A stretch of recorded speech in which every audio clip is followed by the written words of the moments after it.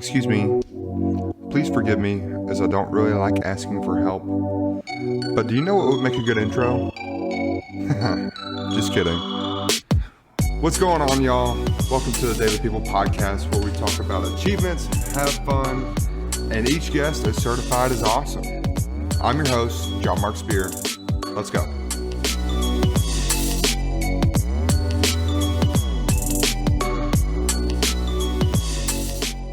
What's up, dude?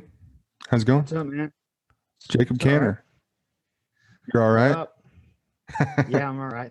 Jacob Canter, one of my longtime friends. We've known each other for quite a while, yeah? Yeah, it's not just school. It goes back to the days of Winterfield. You know, those early days, like on that old playground with Yeah. the rusty slide. That was probably against the law to have. It definitely is now. Yeah, I remember when they got rid of that thing, and I think they just like sold it to another church because there's a church like on Old McCann by that post office that still has it up there. I'm like, someone's gotten tetanus from that. That's right. We gave it to a church in need. That's really Yeah. They're doing rough. That's They're really doing what. rough out there. Yeah. Over there. So, dude, how you been, man? What's been going on in your life? I mean, I've been good as you can be, given everything that's been going on recently. And I know that's kind of like right now cliche to say, but you know, we've obviously been going through not only this kind of like pandemic and crisis, but all the crises that come from that, as well as, you know, we've obviously been dealing with political turmoil. Oh yeah. But that really has coincided with turmoil in my own life, self-created turmoil. So to say that I'm doing good is like, you know, it's hard to say. It's really hard to put a metric on that. Like I've been doing better over the past, I'd say 2 to 3 months, but before that, it wasn't so good. Okay. So, yeah, man, fill me in on kind of what took you from like, you know, I guess the outrage of 2020 to the valley that you're in, and then how you've kind of climbed your way out of it.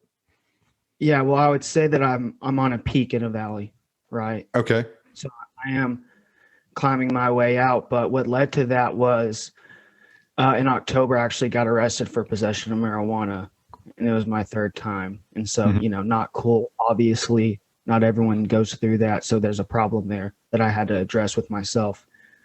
And it was maybe something that the universe or a higher power kind of did for me to sit me down and make me go through this. I really am starting to think along those lines. And it was just tough, you know, and it made me sit down and think, reground myself to the person that a lot of people knew and thought I was, you know, getting back to basics, getting back to myself, and putting me back in the same house with my parents for the first time in, you know, 6 or 7 years.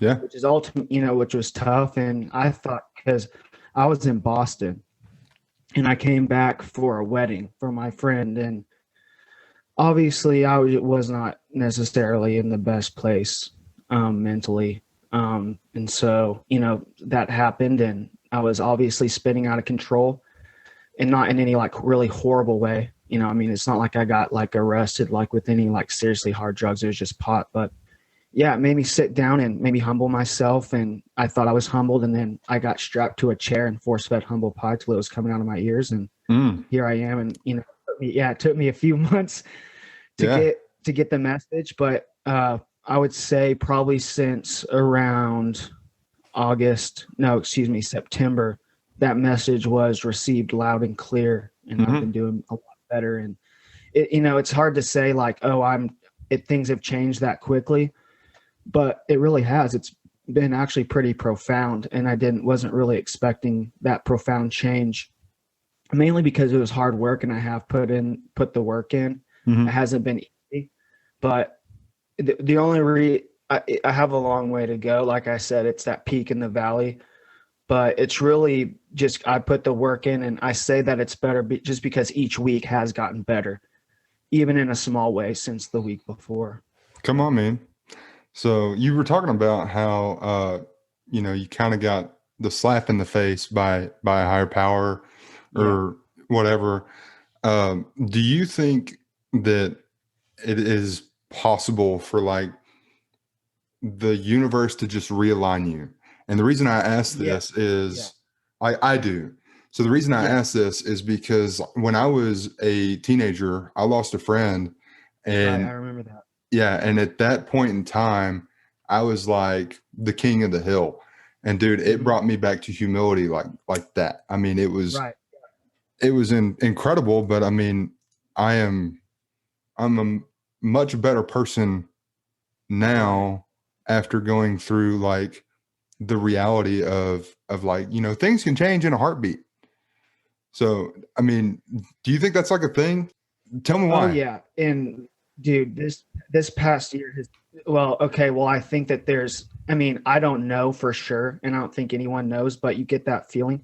And if you would have asked me a year ago, I probably would have said I probably would have like maybe been nice to you to your face, but in my head I kind of would have been roasting you a little bit. You know me. But no, I definitely think that now. It took me a while to come to that conclusion, and I think there was always there, kind of like lurking in the background, that thought. But yeah, I definitely think that there are things like science. There's science controls and measures the thing that can be measured, and there's things that cannot be measured. And that's kind of how I think about it. And you know, just because we haven't proven that doesn't mean it doesn't exist, doesn't mean that there's another plane of reality, doesn't mean that there's not some sort of energy that is not necessarily tethered to your biological body that carries on even when we leave this earth. And so I think that that is tied into that way of like whatever it is, that higher power, it, you know, it will slap you awake and get you back on the right track if it thinks that you're slipping. Or maybe it's me, maybe it's my subconscious, I don't know, but the only way that I can explain it is a higher power. Yeah. So you were in Boston and came home for a wedding, and Yeah. that's when kind of I guess the life change happened. Yeah. But Boston is a is an awesome place. I mean, It's cool. the Awesome. culture there is incredible. I love looking at like the subways and like how everything's like graffitied around there. I mean, probably one of the best cities I think I've ever been to as far as a culture goes. But what were you doing in Boston? I was doing stand-up comedy and I was hitting those open mics really hard. Like I was doing probably 7 or 8 a week, and that's not even like you know, it would have eventually turned into a lot more than that, you know, because I was climbing my way up the open mic scene and trying to get to where I could do paid gigs and go on the road like locally, like Connecticut, Western Mass, maybe even Eastern New York, you know, those kind of places, New Hampshire, Salem, you know, anywhere where they're doing a show and I can get my name on that poster. That was kind of my goal. And I was doing it. I was just duking it out, paying my dues, quietly sitting in the back of the room, shaking hands, meeting the people that, you know, I could, and waiting for my turn, even if it means that I was the first there and I didn't go on till 1 o'clock. And even if I just got 5 minutes, you know, I was going to stay there because that 5 minutes is really important if you want to get better. And it's about, you know, reps. So I was Absolutely. going to as many mics as I could and just kind of patiently waiting for that 5 minutes and just getting on there and doing my thing, like trying to, I think I knew that I was on the right track when it was like last football season and the Patriots were playing. And I don't even remember what I said, but there was like these, you know, like Boston, there's like these like hardcore sports guys. Oh yeah, with sports guys, yeah. Yeah, and they're like, you know, in Boston, you know, I don't want to hear some retard say some jokes. I'm watching the Patriot. I'm watching Tommy play. Yeah, the guy And Brady. I said, Brady. yeah, I think that's Canadian, John Mark, but nice try. Oh, well, I'll come back to it. No, yeah, that's good. No, you're gonna work on it. I'm gonna start calling you twice a week, and we're gonna work on those accents. Let's do it, man. Apparently I need All help right, anyways. but I said went on this like joke about history, and it was kind of crazy, and I got like 3 of them to turn around and like stop paying attention to the game and pay attention to me. So I kind of felt like, you know, maybe I can just keep doing this. I don't know, I felt good about it. Yeah. So were you grinding. I'm assuming you were writing your own content. What was the process like for you to do what? I was stealing. You were stealing? Go ahead. Sorry. So you're writing your own stuff. What's it What's the process look like whenever you have an idea for a joke? How long does it take to come into fruition until you think it kills? Yeah, I mean that it could be a matter of a day, it could be a matter of a year. Sometimes I'll have a thought and it comes out in a set that night and it works perfectly, and I check that box and I say, okay, if I say it like this and I do it with this kind of rhythm, it's usually going to hit with most crowds. Some crowds, they're just in a different place, they're not going to laugh. But I really see jokes as kind of like, the building of a great city. If you look at the history of London, it wasn't always called London. Like I think it was first called like Lundenwick or something. And it's shrouded in myth. Like some people fought some giants apparently, and any more than like the actual like setting of one city. It's just like the place where this group of people have been living for however long. And really, when you look into the history of like a great city like that, it's been conquered, reconquered, burnt to the ground, leveled. They've reinvented themselves. The name has changed, but we all just kind of see it. You don't go it doesn't at some point become the history of London, where before it was a history of Ludenwick or whatever name you want to add in. And that's kind of the way I see writing jokes is I have a slight idea that I think is slightly comical, but I don't have anywhere to put it. So I write it down and I try and go up with it, and it bombs and it's terrible and it's embarrassing and I don't look at it. I just keep it there. And then eventually, if you do that enough, all these little ideas, even separate ideas that aren't even part of that, maybe an original thought you had, eventually you do find a way to tie them all together. It's just a matter of writing them down, looking at them, thinking about them, taking them up on stage and failing.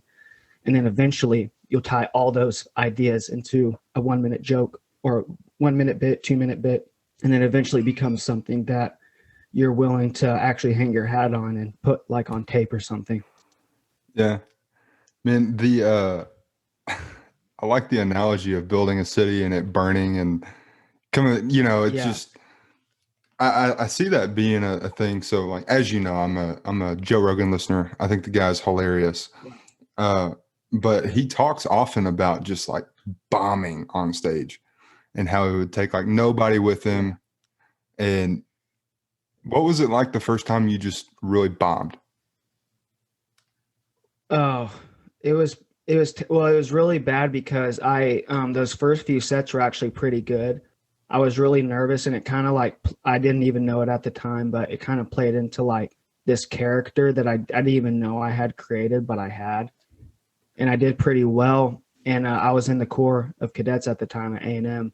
And so, it was kind of weird. They're like, hey, Canter's like going off campus and he's going to this weird bar in Bryan. He's doing stand up. And a bit, I was like, talk about it. And, it was kind of like you kind of help motivate me. They help motivate me to do that, because I would just sit at the lunch and the dinner table and just, I would be like, okay, I'm going to be calm and I'm not going to say anything crazy today. Mm-hmm. And I just go and I just start making people laugh and being weird. And so I was like, and it's really hard to do that on stage. It's hard to try to do that. I wasn't trying. I was trying not to do that. It just come out.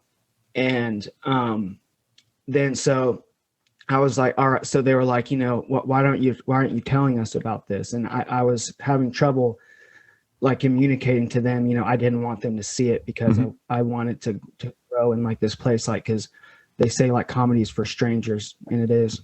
And so I invited them, and I worked so hard that week. I like grit it down. I had a script. So when I got up there, I was like a robot, and I lost that character. I lost that spontaneity, and I just bombed. And like one guy was like, oh, is it funny because it's not funny? And I was like, no, I was trying.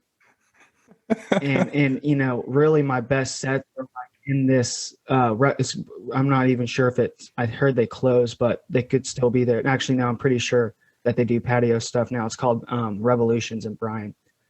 And really in those first days, it was like two people, like a homeless guy and his dog. Okay. And the guy who hosted the open mic, 2 or 3 open micers. And it was just weird, but it was fun. And it was like a place to explore. It was a place to fail, a place to succeed, and a place to just like try out weird new stuff. Is it And like a place it that you was would, like, is it like a place that you would walk in and just like smell the room and go, I have arrived? Like, yeah, for sure. And like it was definitely just had that whole vibe, yeah. like from the moment you walk in, like weird paintings on the walls, like weird like leather couches, like furniture that you saw like in Central Perk on Friends, but Mm-hmm. like in a dive bar set. And it was just like the coolest little place. I felt like in Bryan College Station that, not many people, like the cool kids knew about it. It's kind of like how I thought about it. So So and I Bryan just kind College, of found it. yeah. Yeah. So Bryan College Station, what took you there? How'd you end up going to the bar, becoming a comedian, and what made you kind of land on that area of the wonderful state of Texas? Yeah, well, I kind of had wanted to go there since I was a kid, because my sister went there and I was just following suit. I remember I think I went to a maroon and white game, which is like their spring practice game. Mm-hmm. And then the first game I went to was A&M versus Texas Tech back in the Big 12 days. And I saw Wes Welker return a punt. It was awesome. He was, obviously playing for Tech. Mm-hmm. But I remember looking at my dad being like, that's the fastest guy on the field. And I was in like Mm-hmm. third or fourth grade. It's kind of crazy. He went on to revolutionize the slot receiver position, with Tom. And anyways, I knew that I wanted to go there, and it was a good goal that was always there in my head. I knew that eventually I was going to have to do something to get me there. And so whenever we graduated, I kind of saw like what was happening with everyone. A lot of people, their parents bought them a vehicle, and they got their, however, some of them got scholarships, some not, and they all went to these big universities. And I found myself sitting in Longview with you playing Madden on those Yeah. evening nights, going to kindergarten. Yeah. It was all right. I was working for an interior designer, Swearingen Interior Design. Mm-hmm. And Shout out. shout out. And after that first semester, I think I like missed a payment or something. Yeah. And I was actually in a class with Alec Pack. Mm-hmm. And it was really embarrassing because the teacher was like, "You're not on the roll." And I was like, my life's failing. Yeah. So I like just got out, and I joined the National Guard. I joined, it's a reserve component of the Army, because I didn't want to have to worry about finances anymore. I'd saved up, and I don't even remember why I missed that payment or exactly what happened. Probably just, I was 18 and irresponsible, or 19 or whatever it was. Mm-hmm. But I knew that no matter what it was, I knew that whatever I was doing, it wasn't going to work for the next step. That there was going to be a time after Kilgore where I was going to want to go to a bigger school. So I joined the National Guard, and I think that I made that decision in February. By March, I was sworn in, and by early May, I was at Fort Leonard Wood. And that was really a huge change in my life for the better. Mm-hmm. I really enjoyed that environment. I realized, how much I missed the camaraderie, because, we played sports in high school, and I missed that locker room feeling with like a group of people all chasing the same goal. So the Army was really awesome for me. And, that whole waking up every morning and going on runs with like a big group and singing, doing cadences and all that, it was really fun. And so I came home and I just started doing my weekend thing, going to school. I got into blend, killed it, then got a full academic scholarship to go to A&M. So that's what took me there. Once I got that scholarship, I kind of knew that, I could have a part-time job, but it wasn't necessarily necessary, that I could just focus on my study. But, I knew that I wanted to do something, So, and I was like, I really like the military structure. I think it's really good for me. And so I became a cadet at A&M, and I wore a uniform every day. My senior year, I had like these big leather boots. I might grab them from the closet here in a second, show y'all. And it was, as soon as I said it, I was like, no, I'm not. But I actually they're covered in dust up in like a small corner of the closet. But I did that. Disrespectful. And it was, not really. I mean, they cost like $1,200, and based. Oh, okay. Are they in But a box yeah, I in the did that, dust? and it was a lot of fun. No, I mean they should be. Oh, okay. But also, I mean, I like condition them with like leather, like conditioning cream and stuff. So like Yeah, they're solid, like they'll be fine. they're really beautiful. But yeah, I did that, and it was just probably one of the best. Yeah, they are. Remember me showing you, like I had them like marbled and stuff, and like Oh super yeah. shiny, dude. I was like serious about shining those, not Per just the my boots, but the understanding, shoes. I was per, serious about, yeah, yeah, per my understanding, yeah. you had to have somebody pull those boots off of you because you couldn't do it like yourself. Yeah. Is that a common thing? Yeah, we got the freshmen to do it. So whenever like you're a senior, you just like walk in the hallway and you're like, I need a fish. And then like 7 doors open and like 30 of them just come like running out of their dorms to be the first one. Like they're really motivated. I did it too whenever I was a fish. And it's just good bull. Like it's just like that thing to do. Like it's gonna happen to you when you're a senior. You might get a piece of candy, that senior might invite you in to like talk or like play Xbox or something. Yeah. And, just like shoot the breeze and like, you have nothing better to do, it's not like you're in college or anything.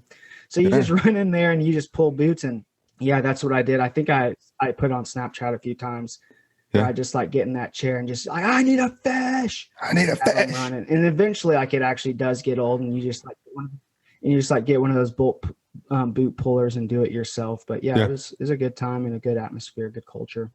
I It was a really good decision. It was really fun, waking up at, it was, I would say, not your average college experience because, you're waking up at 5 a.m., every day. That first semester, I was in a group called Rudders Rangers, and it's pretty much like preparing people for to go to ranger school. And I didn't even think that I was going to do anything like that. I just knew that it would look good for the commandant and the person that presides over the ROTC program. And whatever, I just wanted to make myself, the best candidate possible. I thought that if I end up commissioning as an officer in the military, that if someone were to join and something bad were to happen and we are called into action, that whoever's parent of that child or that young person that they have joining, would you want the guy who did like as little as possible to get through, or the guy who like made a concerted effort to better himself every day? Mm-hmm. So that's kind of why I went down that path, and it was a lot of fun. It was pretty tough. We had like a 5-mile run every Friday. We did a 3-mile run on Mondays. Wednesdays were like 1 mile where like you try and get like your time like really fast and then you take a break. So it wasn't continuous. So it was like a sprint. Mm-hmm. Sprint, you can't sprint for a mile, obviously. Mm-hmm. High paced. And Tuesdays and Thursdays were like buddy workouts, like with sandbags and all sorts of weird stuff, and like carrying people and crawling around one of the parks there. So yeah, it was a great opportunity. I learned a lot and I gained a lot. It was awesome. Were you the fish that went after the candy? No, not necessarily. Sometimes I would just take the candy and just give it to my roommate because I'm not really a big candy person. It depends on what it was. If it was like, if it was like a piece of chocolate, like, I don't want a Jolly Rancher, chocolate, or I want one of those caramel green apple suckers. Yeah. Do you mind if I be picky, please? I just give it to. Yeah, go ahead. Yeah. Well, no, I'm just saying. No, yeah. yes, what you're saying. Yeah. I want to be a picky freshman. Snickers bar, please. But I would just do it just to get FaceTime, just to show them that I was, motivated and that I wanted to be there. That was my, it wasn't about the candy. It was just about, doing what was asked of me. Yeah. I remember you talking often about the Rudders Rangers whenever you were in school and how much demand that was. And being in the Corps and A&M is like a big deal anyways. It's like having a part-time job. Yeah. 30 or even more, 30 to 35 hours a week of commitment. Do you have any classmates that were like in the Corps doing school full time and had a part-time job? Yeah, I do. And, that's the thing about those people who join programs like that. is I call them high caliber individuals because that's what they are. And I met some of the best people I've ever met in that program. And there's people, they didn't have any other option. They're probably in the Corps because they wanted to better themselves in some regard, but they also got a Corps scholarship, which tacked on, like 2,500 for most cadets. And then you could get extra ones through it and get extra scholarships, but sometimes it doesn't quite cover it. And people, didn't want to take out student loans. Or make the student loans, either pay them off while they were in so that they didn't accrue interest or not take any at all. So they would go, pick up tables at a restaurant, do whatever they had to do. And the Corps of Cadets, was pretty cool. Like, you could opt out of certain activities to go work your job. Now that, you might go, okay, well, that takes away from this idea of, you got school, then this big commitment, then a job, but it still is a huge commitment no matter how you cut it. They are probably taking away only, two afternoon activities a week, but they're still up at 5 o'clock in the morning every morning. They were still doing their studies. A huge demand on people. Sometimes I'm not even sure how I did it. I just did it. You just put your head down and do it. Yeah, no, and at some point, you just like compile like 3 to 4 months of like only getting 4 to 5 hours of sleep, and you're not even sure how you're doing it. In fact, one of my really good buddies who I ended up going to Big Bend with and hiking the Outer Mountain Loop one day, I'm walking to the dining facility, and I see him walk out like in full uniform, and he was like notorious. Like he would just grind with like little sleep, wouldn't eat. He was just grinding. He's like definitely like the guy that you want flying your helicopter in the military. He's a guy that you want to be there. But yeah, I just see him walk out, and he's in his slippers in full uniform heading to class, and I'm like, Charlie, you all right, man? Yeah. And I'm like, hey, look at your feet. And he just like looked down. He was, oh my God, I can't believe. He's like turned around and went back up to the dorms. It was hilarious. I'm like, dude, you just go take a nap. Like, I'm sure class, it'll be fine if you miss a day. Yeah. But that wasn't him. I'm sure he just went up there and changed his shoes and got back to business. Yeah. Dude, the amount of work that a cadet has to do while being at A&M is ungodly for a 19 to 22-year-old person. I just don't understand how it's done.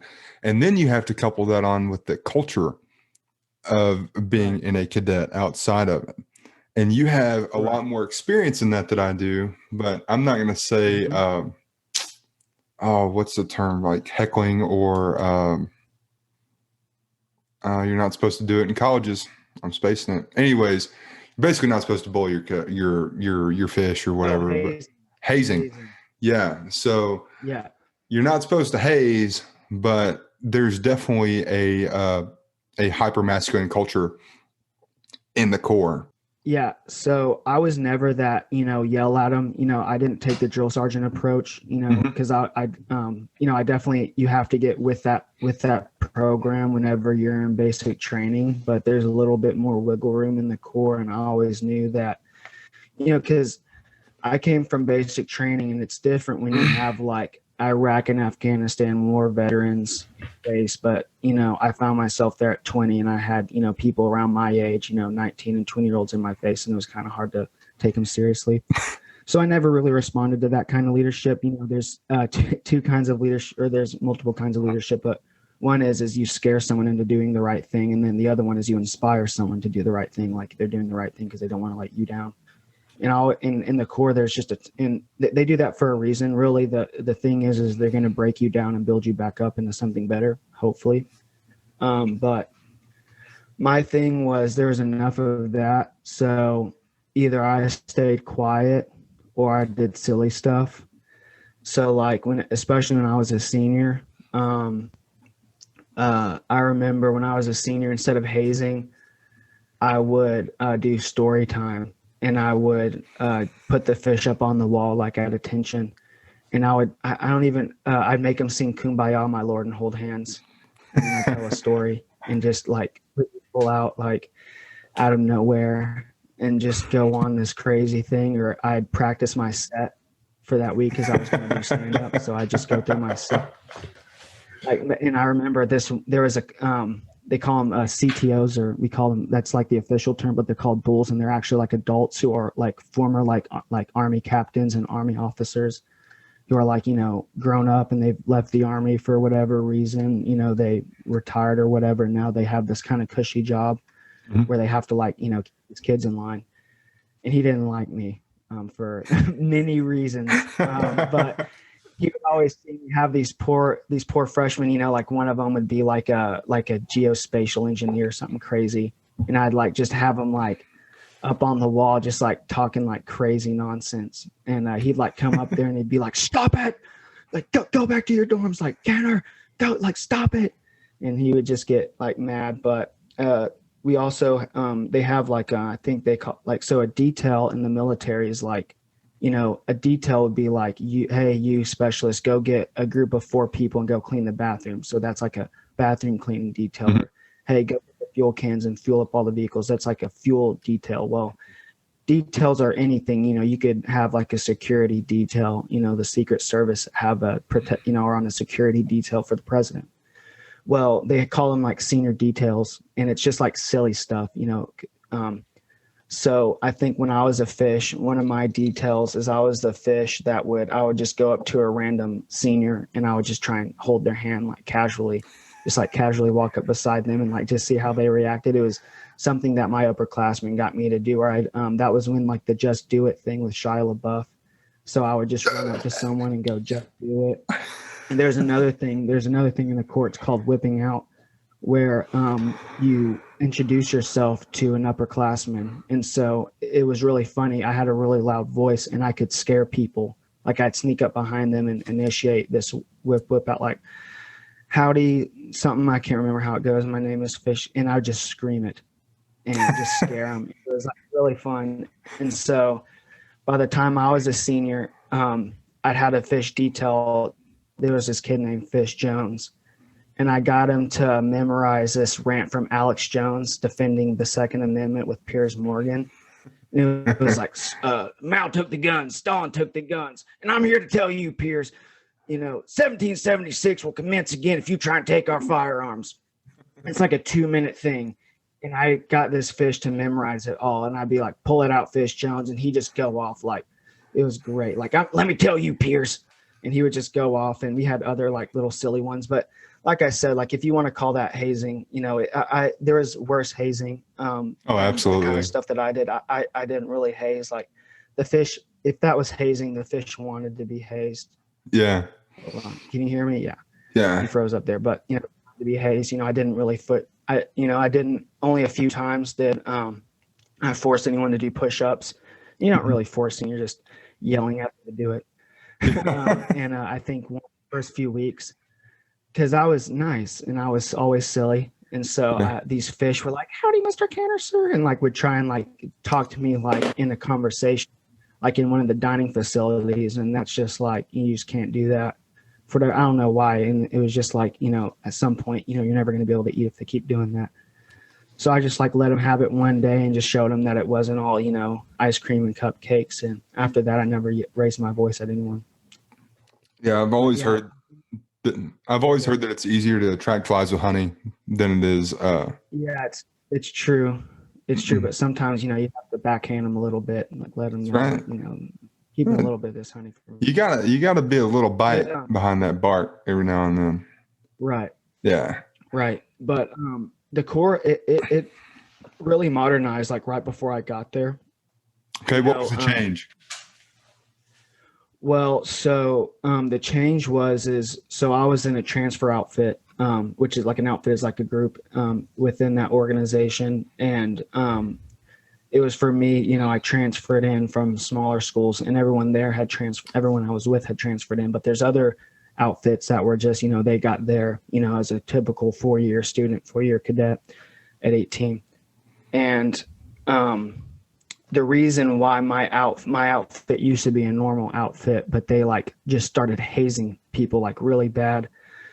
It was one of the last dorms to not be integrated, which means that all floors, it was all male outfits, and they called it the last castle. This was before I got there. And they would do things like if one of the fish had to go take, a number 2 in the bathroom, like everyone had to go and bring their foot locker out into the hall and hold it like above their head until that fish got done pooping. Like just crazy, crazy stuff.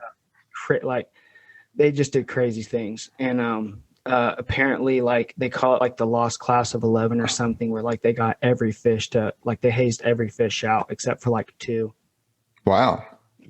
Like, and so they changed that like really quick. And, it was always that kind of slow moving.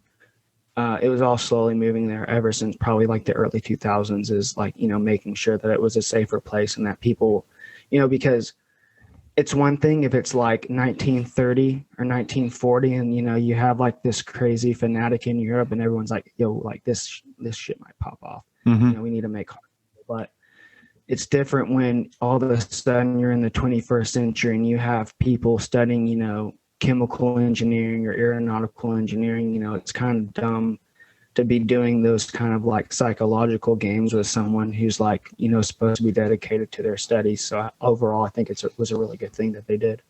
I'd have to agree with that. I mean, I don't really see the point of like getting war ready whenever you're just going to go into the working class. Yeah, there's no point, because it really should be about professional development. A lot of those cadets are going to go, they do basic training in the summer anyways at some point. So they're going to get a healthy dose of that in basic training. Mm-hmm. And get a healthy dose of that whenever they're LTs. You think you're an officer, but those other officers, those higher ups, they're not going to it's not going to be a cakewalk. It's not going to be easy. If you mess up, they're going to let you have it and they're going to get you right to make sure that they can trust you and that they can count on you. So, it really was pointless. Yeah. Maybe a little push-ups here and there, maybe a little voices to like get people to band together. Mm-hmm. But, if someone doesn't want to be there, you talk to them, be like, if you don't want to I don't want to have to force you to do anything. If you don't want to do this, this is why you're here. This is why I'm here. This is why I'm doing it. This is how it's going to benefit me in the long run. And if you think that you can be part of something that's going to get you there better, you think that you can get there not doing this, leave. Mm-hmm. Because you're going to get a lot more people to leave by being mean and hazing. That's kind of how I think of it. Yeah. I mean, ultimately, I guess my thought of it would be that, if you don't think that something is for you, then what's the point of doing it anyways? Yeah, a lot of people think that it is for them, and then they get a rude awakening and realize that it's not for them. You know what I'm saying? If I was a person that was looking at going to Texas A&M, I would look at the core for about 2 seconds and go, yeah, this isn't for me. Just because, like, I know that about my personality. Yeah. It's not that I wouldn't. It's not that I wouldn't enjoy the. It's not that I wouldn't enjoy the community side of it, the relationship side. I think it's the overexertion of your time and like how you have to do everything. Like, I like to rest. I believe in rest. I also believe in work, but I think it's a good thing to just have some downtime and chill and like not waste it. The other thing I like to do is I like to sleep. So 5 a.m. and I don't really get along too well. Yeah, it was actually funny. So we in the Corps, whenever you're a fish, you have to do this thing called square meals. And what they do, and it's not like a square meal, like, with like good, no, think about it as like a square meal is in good portions. It's more like whenever you have to get a fork and you can't have a lot on your fork, it has to be a very small bite. They call them fish bites. And then you have to move your fork in 90 degrees. So if you have to go up straight from your plate and then bring it to the height of your mouth and then come straight across. And they do that in a lot of ROTC programs. Like whenever I was at Camp Swift drilling, every now and then you'd go to the chow hall and you'd see people doing OCS, and they would be forcing even like these 30-year-olds to do square meals, quote. And that buddy that I just told you about, Charlie, who left the dorm one day with his slippers on, his original roommate, or they call them old ladies. His original old lady was this kid, and he was overweight. And whenever you get into the Corps, before they get your official shirts, you get a white T-shirt that's your size, and then they spray paint your name onto it with stencils. and Charlie, he quit and he left Charlie all of his stuff, and Charlie accidentally put on his shirt without, and it wasn't his name. It was Rakowskis. I don't know. Maybe you edit that out. And then they looked at him, and he's like a beanpole. Charlie's a beanpole, and this other kid was pretty overweight. And they're like, "Holy crap, Fish! You really been eating your square meals, huh?" Yeah, I've heard stories of people like, especially like freshmen going into A&M, I guess doing those square meals. And from my understanding, are your meals timed whenever you go in? Like, yeah, so like you have to eat these square meals, but if you're not eating fast enough, like you can get malnourished. You're not gonna. That's why, like, whenever I was an upperclassman, I let them have more time if I could, because I remember how annoying it was for me. I'm like, because it's one thing to do that. It's another thing to do that after you just ran 5 miles. Like when I've just ran 5 miles, I really don't have that kind of time. And I'm just like, I'm trying to eat. I don't want to worry about doing all this retarded stuff. So I would always try and give people time. But yeah, that's right. And in some ways it's good, but yeah, it gets pretty annoying. And there's a lot of people who they really lost a lot of weight, even people that shouldn't have lost weight just because, they were having to do that. So your senior would set your time limit?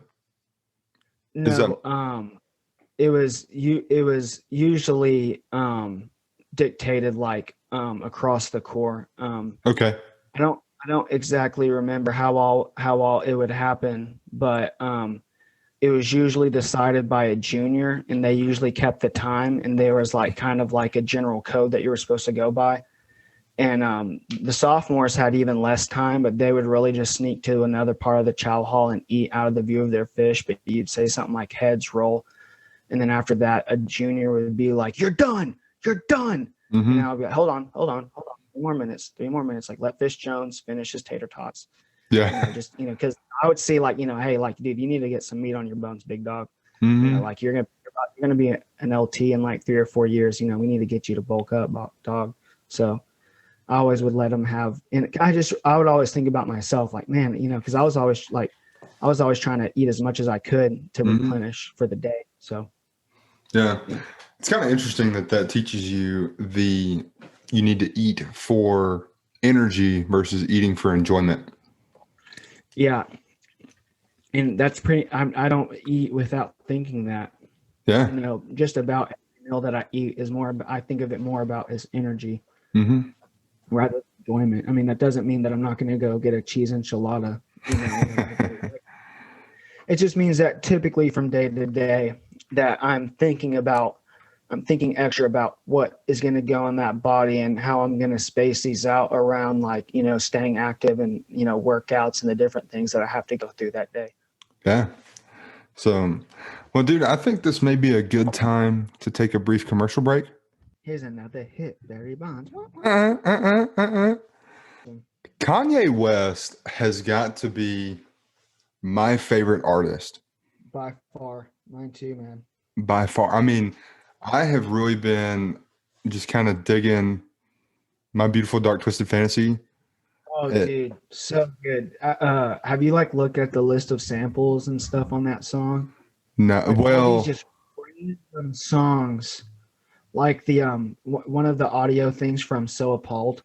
Is this song called "You Are I Am" by Manfred Mann's Earth Band or something. Like, they're the people I think that did "Blinded by the Light." And just the way that he just like dips into the music catalog and finds something that like everyone's overlooking and like dusts it off and like repurposes it into something new. It's like making like a collage of sound or like a symphonic painting. And like a lot of people don't think about it like that, but that is what he is doing.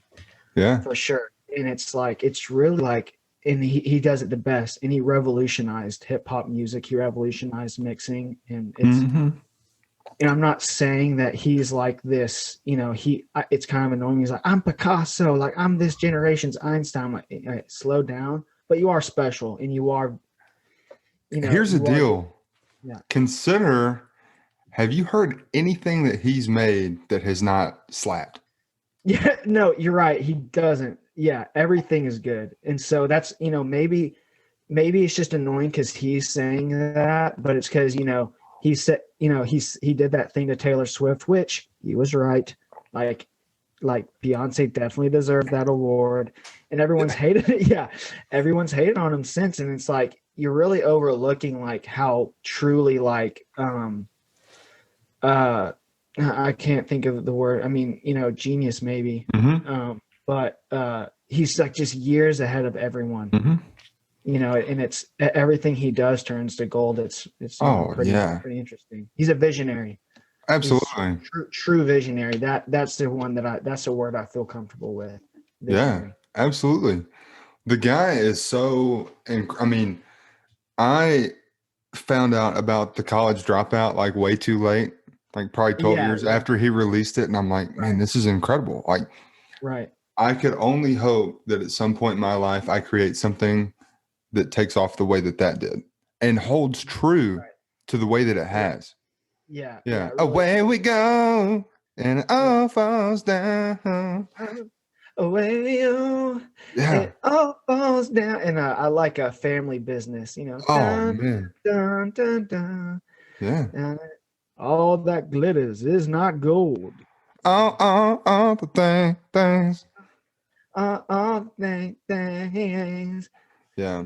Oh Or man, you could throw in Through the Wire.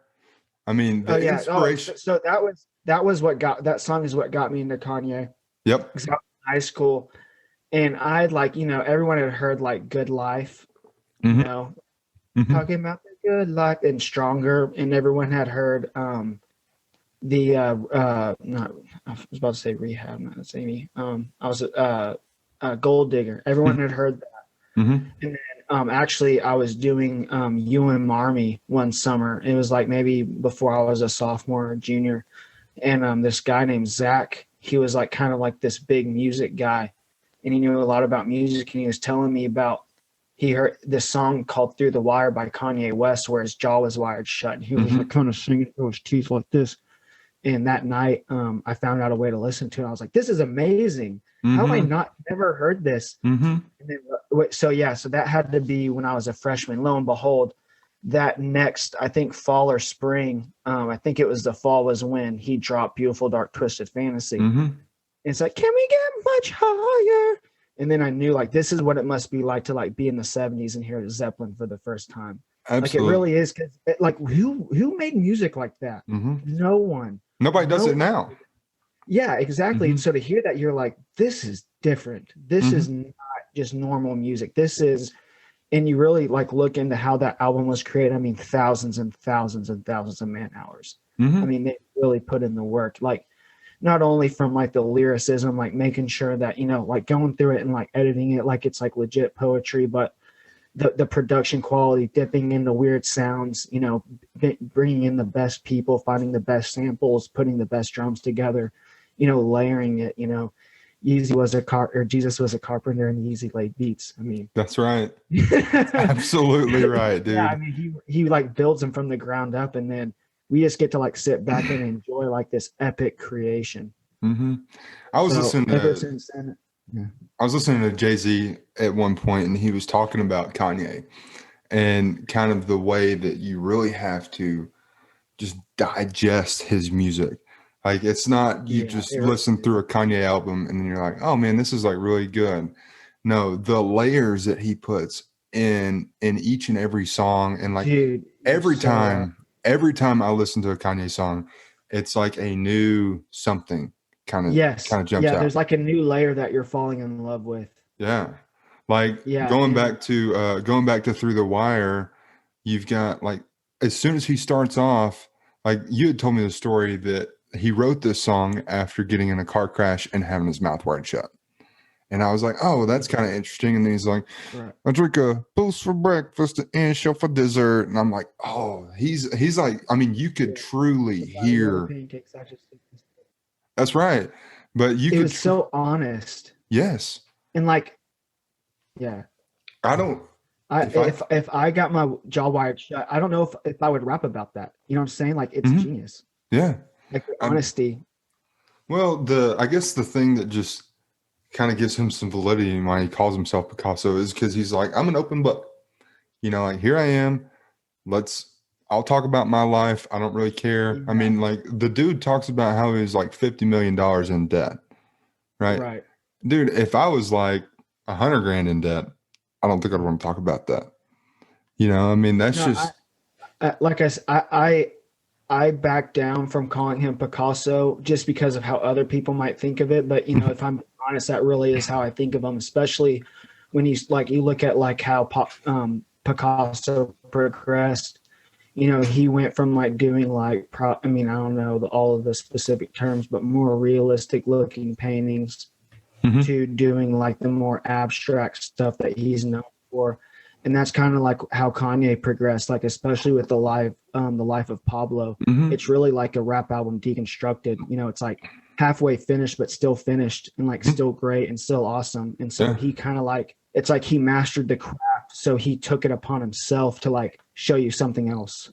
yeah. Like I said, it really is like a genius artwork painting type thing because no one else put together that kind of music with all those different sounds. Like I said, dipping into the music catalog, it really is like a collage, like a Picasso painting, like all these random odds and ends, and you're trying to make sense of it. But like you can't stop, you can't stop looking at it. You can't stop listening. It makes you want to learn more about what he chose, why he chose to do that, like where his head was when he made that. And like every time I listen to like even 808s and Heartbreaks and especially The Life of Pablo, like I'm always finding like a new song that I fall in love with and like a new thing that I like about it. It's really awesome. Especially Late Registration. Go ahead. Oh, go ahead. Late Registration. That's my favorite album by him, I think. Yeah. By far. It goes back and forth, but that was like the real album, like Drive Slow and Roses, Addicted, and or I think it's Addiction. But when you really like listen to that music like multiple times through, you can hear things that he was doing that like were like lessons or like things that he used for other albums, especially Dark Twisted Fantasy, like just like the weird noises, like just like weird stuff that like just make him make that music and make it iconic and like makes it different from any other hip hop or rap music that you listen to. And you can tell that he's doing something on a level that no one else is. And like you fall in love with that. And then like by the time you listen to his next album, you're like, oh yeah, no, he's still doing that. And you can see how he took something that was like a grain of rice in this album that I absolutely loved and wanted to hear more of. And he actually did go back and expand that in his next piece. His next big work. For a long time, I would use Good Morning as like my alarm. Yeah. There's something about it. Like I'd roll out of bed and he was just like, good morning. And then he'd, move into, I'd like in my perfect vision of like how I'd wake up, like I'd roll out of bed and be like fresh off the plane, konnichiwa. And I'm just like, I have arrived. Like, yeah. I'm just but the Jay-Z remix is like, he's like, good morning, this ain't Vietnam still, people losing legs, harms heads for real. Like I love that. I love that. Diamonds off forever. Man, that was my stuff right there. Yeah. I think we're not the only people that woke up for like years of our lives to like wake up, Mr. West, Mr. West, Mr. West. You're like, I'm getting this day started whether That's I like right. it or not. That's right. It really makes you attack the day. Some of the best days that I've had driving in my car started with the Kanye album. Dude, yeah, you're just jamming Kanye, jamming Late Registration or Paranoid on 808s and Heartbreaks. Oh, yeah. Why are you so and like even his Cruel Summer or Cruel Winter, whatever album with like the good music, like with Click and Warning and all those, and it has like Mercy on it, like. Dude, those slap like, like I'm getting amped. Actually, this is embarrassing for me to admit, but on my car, the gas gauge is broken. Okay. And I have to keep track of all my miles sometimes. And like, so I'm like going to work and I'm like, okay, when I leave work, no matter what, I have to get gas. I have to get gas no matter what. Well, it's Friday. I'm going to pick up my paycheck and I'm just start jamming to Kanye. Yep. And I pull out of like Chase, like I take a right onto Gilmer Road out of like the back of that Chick-fil-A parking lot. And all of a sudden, dude, I find myself at the front and my car is gone. Like no more gas. Yeah. Yeah. And I'm just like, oh, I'm going to have to push it through this intersection. Like I'm not going to have time. I'm going to have to try and hopefully someone will help me. Mm-hmm. Luckily, this guy with the truck and a cattle guard, he was like, I'll just push you. And I thought like, oh, he's going to like get out and help me push it. No, he like pushed me. And it worked out. Like I don't have any scratches. Like there's barely anything on there. I don't really care. Like I'm trying to get rid of it anyways. Like I'm going to drive this thing till the wheels fall off. Yeah. Get something else. I don't really care. And you know, it would probably only fetch me like 2,500 right now. Mm-hmm. But yeah, he pushed me into like that little urgent care parking lot. And then next thing I know, like there's a cop behind me. He's like, "You need help?" And I'm like, "Yes, sir." So he went and we went and got a gas can from Zippy Days, and I was back. I was back on the road in like 20 minutes, and I was like, he got me into the back of the car, and I was like, yeah, you know, I've been in the back of one of these before, but I'm not under such good circumstances. It was funny. We had a good wholesome laugh. Yeah. Oh man, dude, I've always wondered what it would be like to get pushed by a guy with a cattle guard, and I'm glad you have a story for it. So It wasn't bad, dude. It was just like I was just, you know, steering normally how I would. You know, he was like kind of backing off and easing back up to me. You know, I thought he may have done a little bit more damage, but it was really like barely any scratches. Mm-hmm. Yeah, he just pushed me, and you know, he wished me well and went back on his way, and I was just eternally grateful for that guy. Was he like, was he like, "See you later, partner," and then like just like he had a handlebar mustache. He had his old lady there, and a cowboy hat on. Yeah, no, well, he was a good wholesome working man, so he just had a baseball cap on. Gotcha. But you know, he was pretty much that guy to a T for sure. And he just, you know, he saw me, and I'm just glad he stopped. He's like, "You all right, partner?" Yeah. And I'm like, "Howdy, sir." Yeah. Like, could you please push me? And yeah, it was awesome. I couldn't have, you know, I had like that just bottomless feeling in my stomach when it happened. I was like, you know, there's no way that this is going to end well. And it ended like 1,000 times better. Like there isn't really any circumstance where it could have ended up better than what it happened. Cause like this was like a 5-minute turnaround from the time he pushed me into that parking lot to the time I was in the back of that cop car going to Zippy J's. You know, there is nothing in my opinion. Oh yeah. And it all started because of Kanye. Sorry. There is nothing in my opinion that is more emasculating than like running out of gas. It has happened to me like once before. I was in Montana and I was in my dad's truck and I happened to like park it on a hill, like kind of like a downhill deal.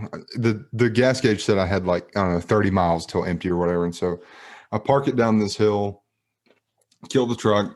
And then whenever I went to like fire it back up, man, I had nothing. And having to call and ask for help. And be like, it's the worst. "Hey man, just ran out of gas. Like, can you help me?" It really hurts. Like it's embarrassing because like I've heard of people running out of gas. I'm like, how could you? How do you let that happen? Yeah. You know, and it happened to me. Yeah. So I know it. I know it. The worst. So tell me about like what gets you out of bed in the morning. What makes you drive? Oh, dude, I just want to better myself in every way possible. I do have like this drive inside of me. Like a lot of people would be like, you know, I don't want to do the things that you've done. Like, you know, being up at 5 a.m., like joining the Corps like I did. You know, I had to figure out a way to pay for school. So, I joined the National Guard. A lot of people maybe wouldn't have done that. But I just have like this deep thing within me to like push and improve every day. I don't like sitting around and doing nothing. I really don't watch much TV. You know, I might sit with my parents and watch something with them, but typically, you know, I don't want to, you know, Saturdays are all about getting stuff done. Sundays are all about getting stuff done. And I just get out of bed just because I love life. And I just know that I'm running out of time. That's how I kind of see, or, you know, every moment is precious. We only have, a short time here, and I don't want to waste a single moment. And I think that it is good to slow down a little bit, but Yeah. to me, it's just, I really do enjoy the grind. Yeah. I really do. I found in the military that there was something happen where when a lot of people would start complaining, I would like not even be at the beginning of the end of my rope. You know what I'm saying? Yeah. I would always be like, wait, hold on. You're already complaining? Why Yeah. are you complaining? Like this, this is awesome. It's great. We're out here, we're doing what a lot of people aren't doing, and our lives are going to be a lot better because we did this.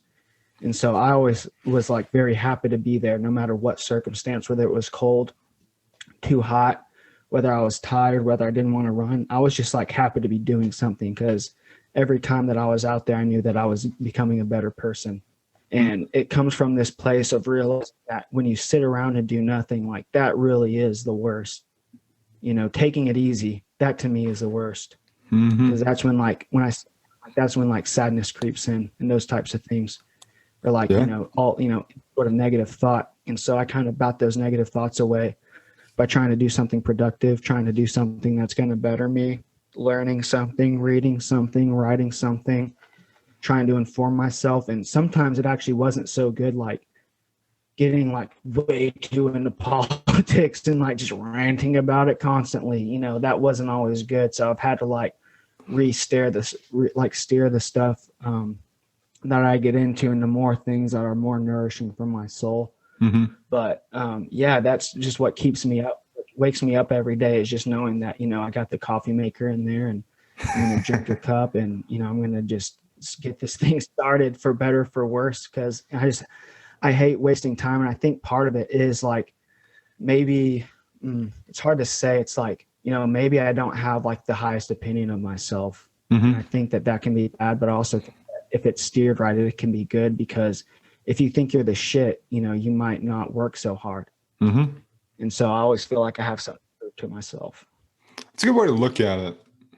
I mean, it's really easy to get to this like point of like, well, I've made it. I'm here. I don't really have to do anything. Everything will just kind of maintain itself. And then you can kind of see where things like fall apart. But what you're doing is you're just like you're a workhorse, man. You just, you do the things. You wake up and you grind all day. And for a while, I was kind of getting to this point where I would just do, like I would work and then I would do nothing. And so like the period of nothing was really, really challenging.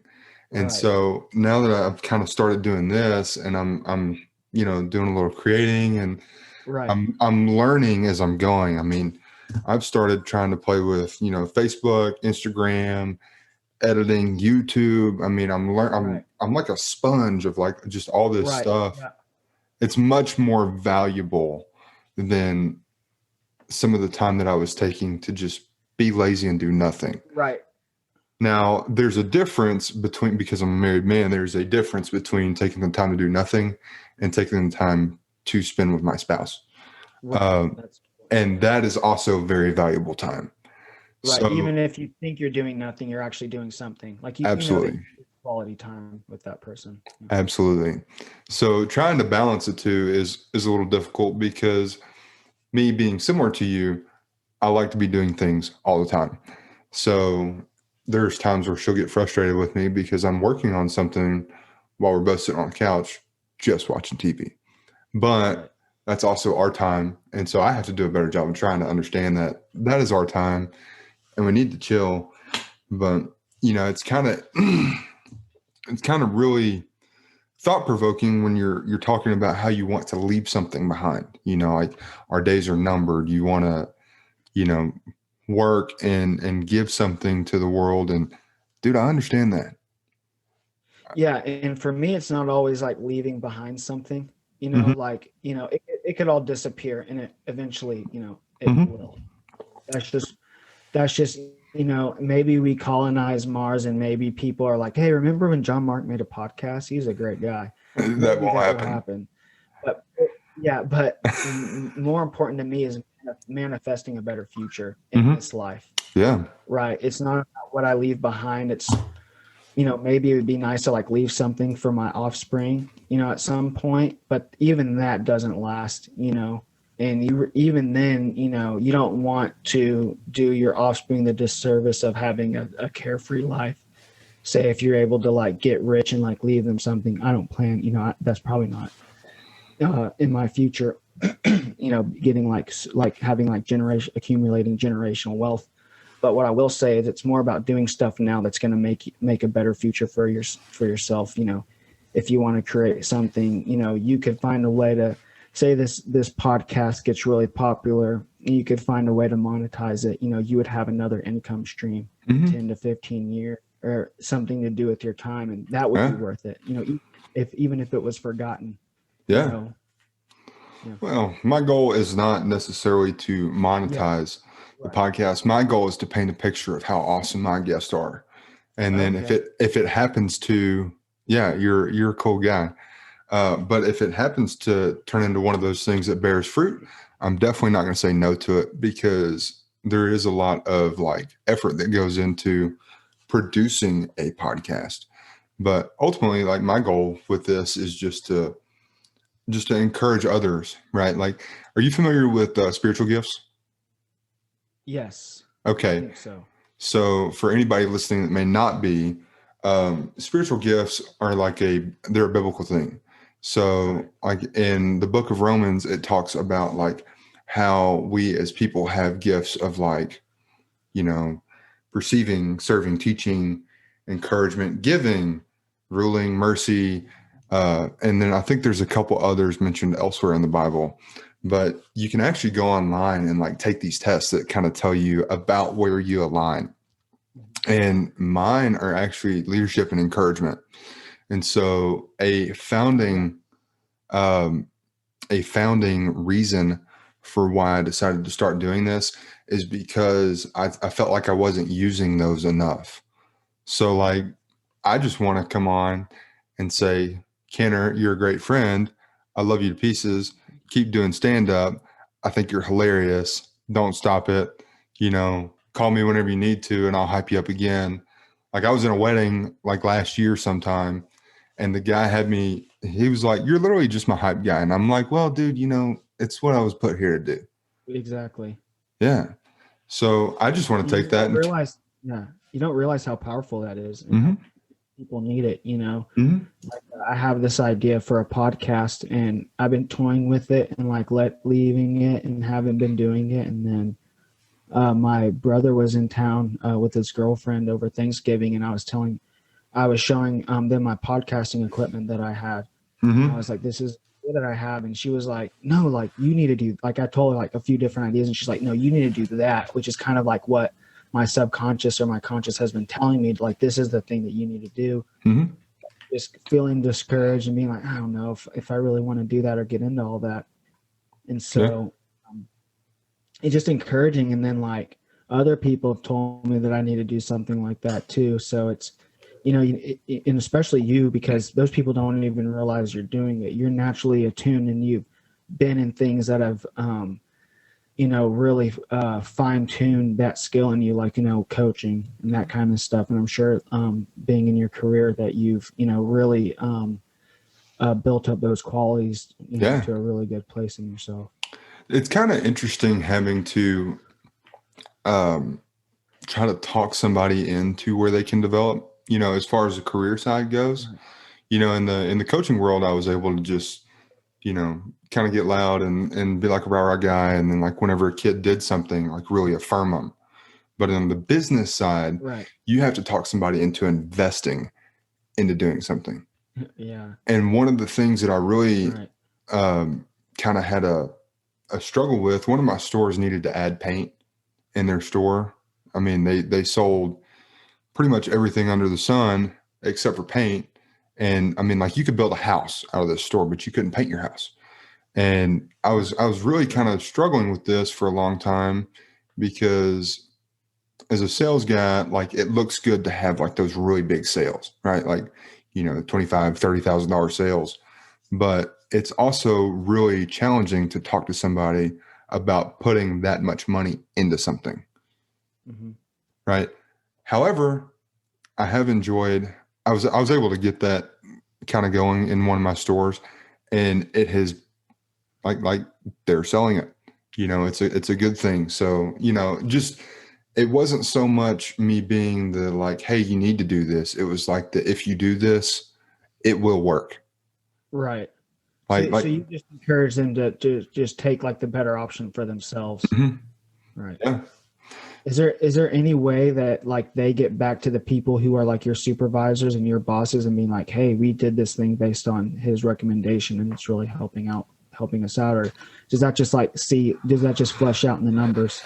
I mean, maybe, I don't know. So it depends on the relationship that they have with that person and how often they see him. But I mean, I don't really know that I want any sort of credit for that happening. I was more so saying that in like a way that, it has been something that I was able to use my gift of encouragement to help them better themselves, Right. you know. But Yeah. either way, I started all that to say that you have those spiritual gifts of like, if creating was one of them, or making people laugh or whatever, follow those because they will lead you to Right. a successful and fulfilling life. Mm-hmm. Yeah, yeah, and I found that if you don't, we all have to make tough choices, and not everyone has the freedom to do those kind of things, But I found that when I was in the military, I was gearing up to becoming an officer, and Mhm. I could have been really good at it, and I was getting, at least in the ROTC part, I was good at it, and I could feel myself becoming that person, but ultimately I wasn't really happy, and deep down I just knew that that wasn't something that I wanted to do. Mhm. And it wasn't that I kind of sabotaged myself, even though it hurt and I wasn't planning on doing it. It just happened. But I like felt this weird sense of relief after in the months that followed, because I knew that that wasn't something that was gonna eventually, lead to my happiness. I would have found myself maybe in a few years in a place where I didn't want to be, and with, a serious existential crisis in my life. And that, it hasn't worked out, that great. I'm back in Longview, kind of, on my ass climbing out of this place. But I think that eventually, whatever has happened to me, I know that I'm in the place because I'm going to gear up to create something. Mhm. And whether that's, I don't know what that is. It could be anything, but I Yeah. know that I'm in a place where I don't really, the only responsibilities in my life are to me and to better myself and to be the best person I can, and that's a responsibility that's tied in, my responsibility to my family is to be the best person that I can be. Yeah. My community, my friends, and the people that love me. It's not like I have a kid. It's not like, I'm lucky. I don't have a spouse. I'm sure that if I did, I'm not, trying to knock on your thing. No. And I'm sure it's bettering your life, and I'm sure that one would better my life too. But I'm just in this really free place right now, Mhm.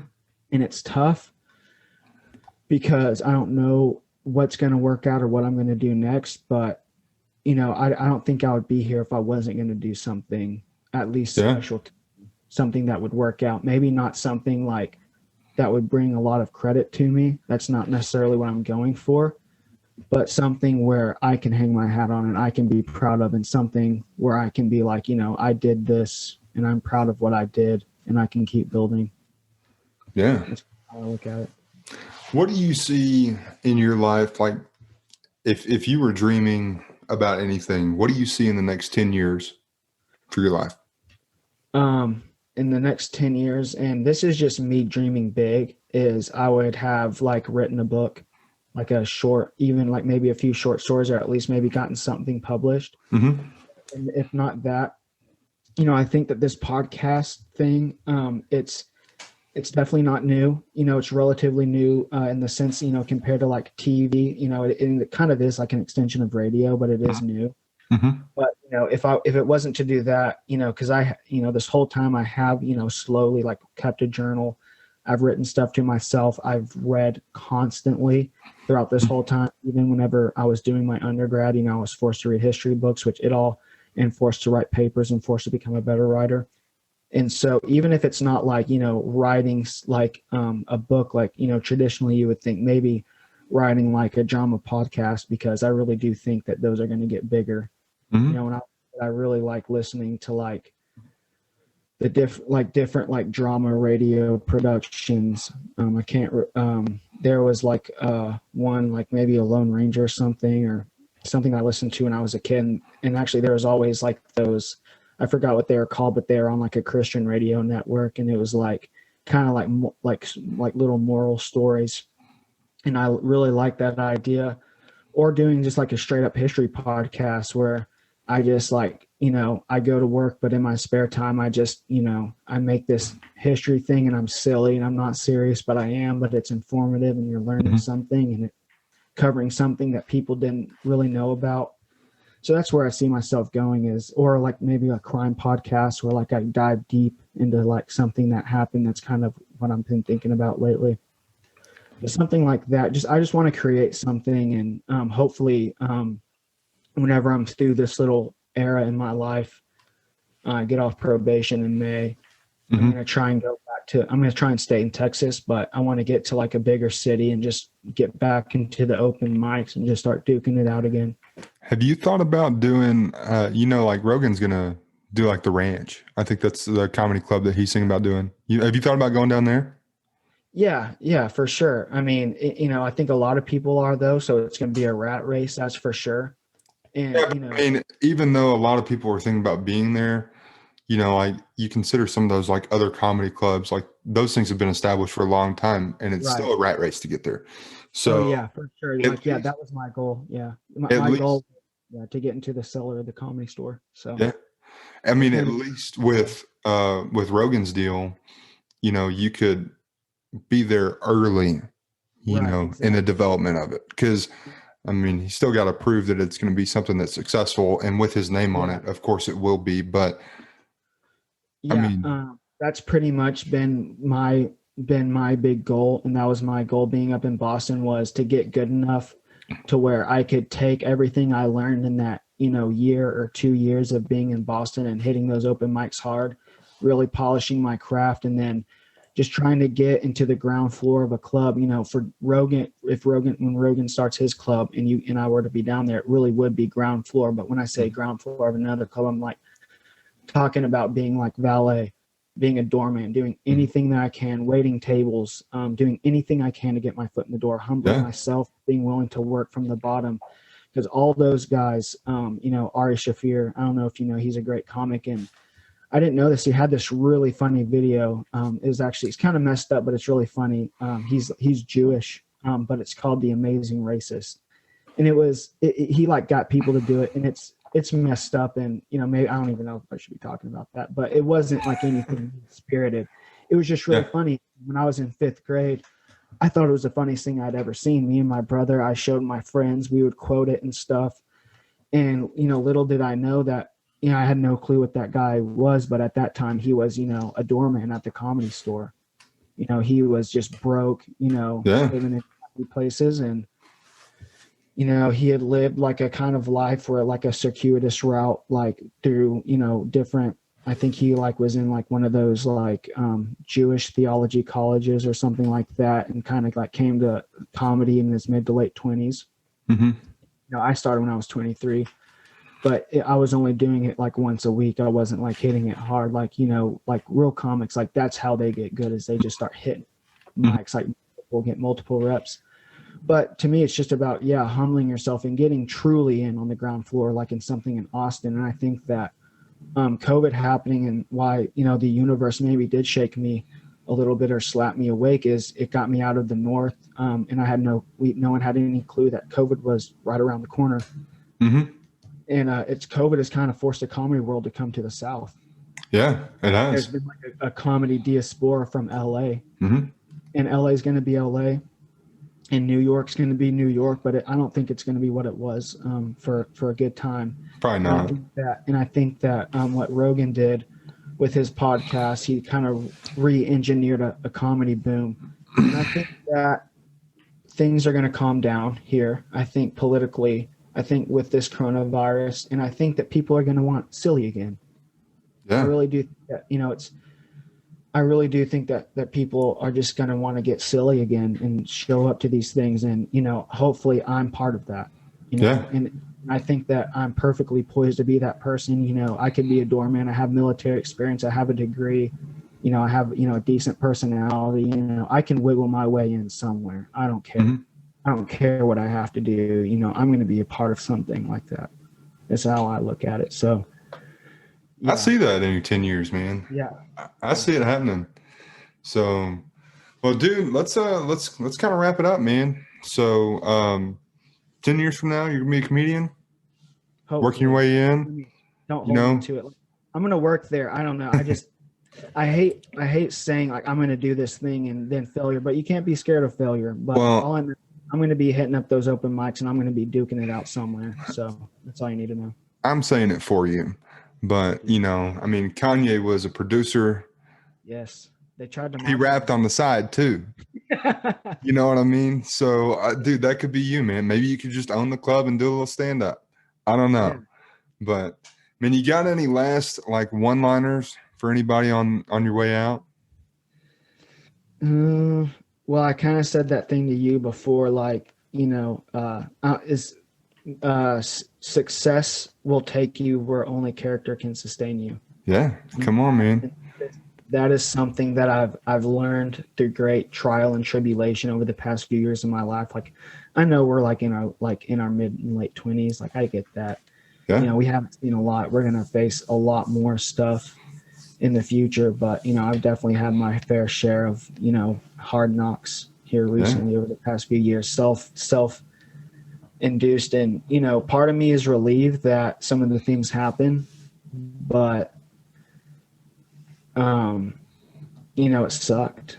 And I know that sometimes that maybe people are listening are in a place where they're have things really set, and you know, you just got to be mindful to make sure that, you know, your character can sustain you up there, you know, because once you get there, it's, you know, all about, you know, it's not, you got to keep working and, you know, you got to keep striving. And not only that, but I just felt like my ego got in the way of my success at times, and, you know, not being not being stable up here and developing that, you know, that's, you know, I don't know how much more time we have, but I, got into this thing. It's CBT, cognitive behavioral therapy. Mm-hmm.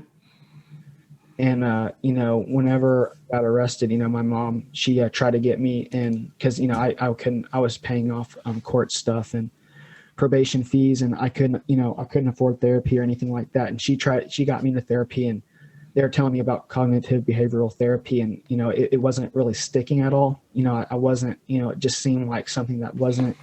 Like, we have this idea that there's something in your head and it can't be fixed. I think that that's a really popular view these days, that it's a chemical.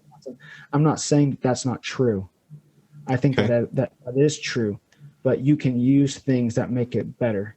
And if better keeps you from abusing drugs or alcohol, if better keeps you from getting into a bad situation, if better keeps you to following your heart, if better keeps you out of handcuffs, you know, then we should be paying attention to it. And so one way it was explained, I read this book called The Coddling of the American Mind, and it's a great book. And I'm not going to get necessarily into what this book is about, but the underlying theme is this whole cognitive behavioral therapy, because one of the co-authors, their professors, he teaches it, and he was dealing with suicidal ideation. I know a lot of people deal with that.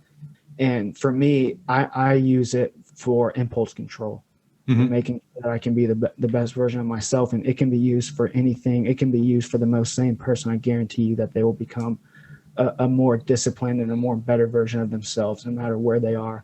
And some people, they already have it naturally. They just do it. They don't have to be taught it. But essentially what it pointed out was that there was like things that people were doing and ways that they were thinking that were not good for them. And you put a name to it, and it's like, you know, you have to put a name to it, because if you don't name something, you can't have a conversation about it. So like one of them would be like catastrophizing, which is like, oh, if this happens, well, then I'm never going to be able to do this, and I'm never going to get into this club, and I'm never going to blah, blah, blah, blah, blah.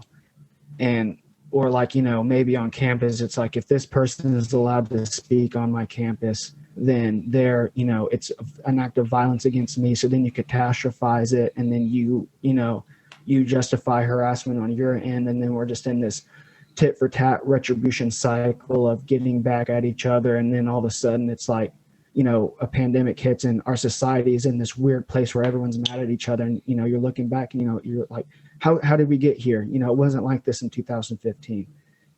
How quickly did we get here? And it's really sad. And so pretty much it was like talking about, putting a name to those ways of thinking, and then teaching you how to combat that within your own head. And so like, it's kind of explained, like there's an elephant and its rider. And the elephant, of course, the rider is on that elephant for a reason. There's things that the elephant can do that the individual on top of the elephant can't. And the elephant is more powerful, but the individual or the rider, he knows better, right? Mm-hmm. He can tell that elephant what to do better and keep it out of harm's way.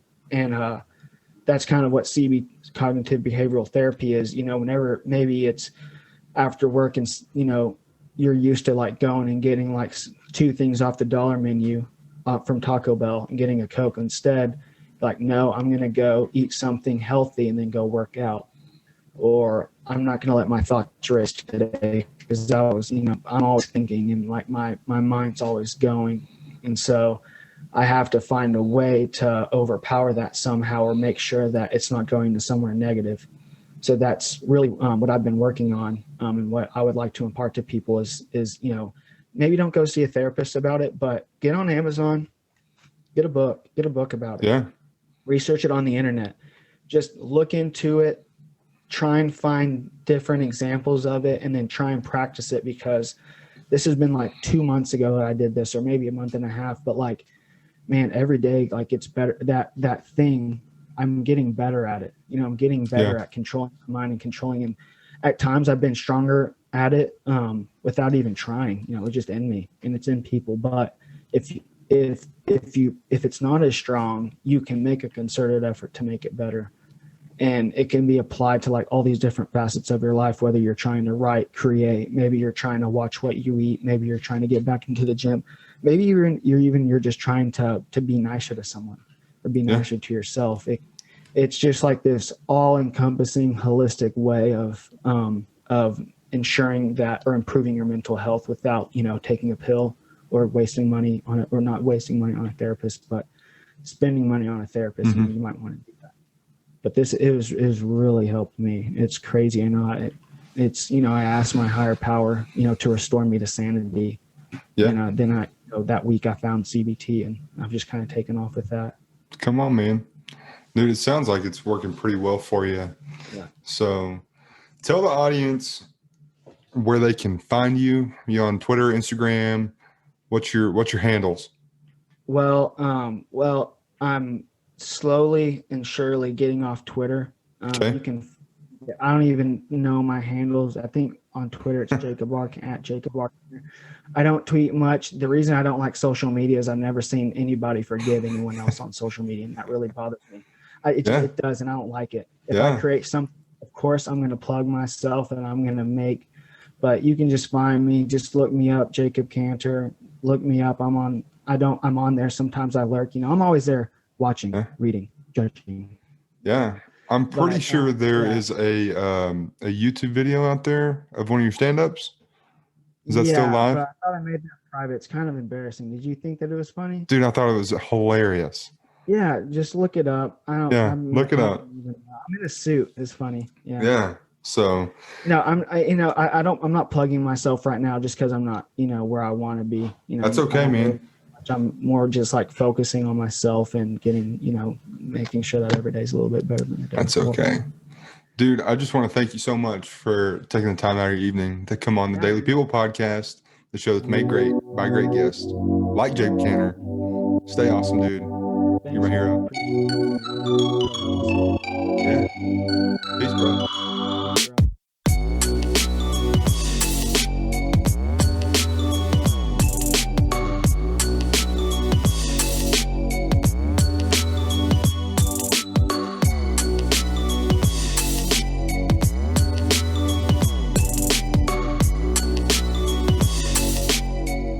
Hey, what's going on, y'all? This is your host, John Mark Spear. I wanted to take a moment to just say thank you for listening to the podcast. If you enjoyed it, please share it. If you have any questions about it, you can reach out to me.